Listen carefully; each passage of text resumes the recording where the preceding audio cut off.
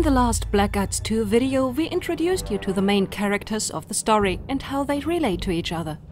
Today, we want to show you the changes in gameplay that set Blackguards 2 apart from its predecessor. The most obvious and most important innovation is the open strategy map. Here you decide which location you want to tackle next. You always follow one of several paths and liberate the region around Mengbilla step by step, taking it from Marwan's henchmen. Mouse-over panels tell you how hard a fight is going to be and which rewards are waiting for you. Better equipment, for example, or new abilities. Depending on the way you chose for your campaign through south of Venturia and on your decisions on which places to conquer, liberate first, the story of Blackguards 2 will change.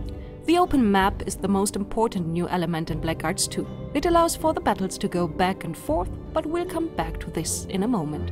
Another new element are the mercenaries. You can take up to 9 of these tough guys into battle. When starting a map, you can place them freely in deployment zones, any way you think will work best for your tactics. Naturally, you can do the same with your heroes Cassia, Zurbaran, Takate and Norem. Mercenaries are not just simple brute henchmen. You can hire not only warriors, but also assassins and even mages. Of course, you have to recruit the mercenarios first or rescue them on special maps before you can put them to use. If you need a break from your conquests, you can visit your camp, a hub that you can reach almost any time during the game. There you can hold conversations with your companions or buy equipment from specialized merchants. You can also gain new information on your enemy by interrogating prisoners or sending out spies.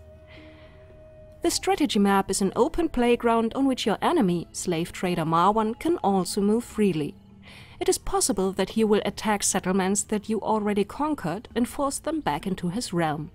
In this case, you will be confronted with another new gameplay element. For the first time in Blackguards, you will be defending your own map. To protect your fortifications from the henchmen of the enemy, you can use a new feature. You can prepare the terrain with traps before the map begins.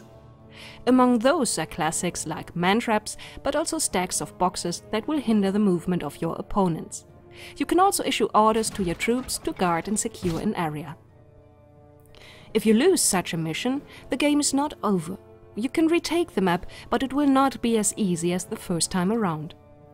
The combat rules have also been reworked. The system has been streamlined and is presented in a more user-friendly way, and fights are more dynamic. It will almost never be the case that a unit standing directly in front of its target will miss. A unit can still parry, but simple misses are a thing of the past. The presentation of the character stats is also more easily accessible, and the hit chances are displayed as simple percentages. Behind this, the Dark Eye rule system is still crunching numbers, but its presentation has changed. Endurance enters a new stat into the game. Before, there was no analog to astral energy for non-mages. Now special attacks will draw from a character's endurance, so you will have to think about when and how often to use hammer blow and similar attacks. All of this makes the gameplay of Blackguards 2 more dynamic and easily accessible, but definitely not easier. It is up to you again to choose the right tactics.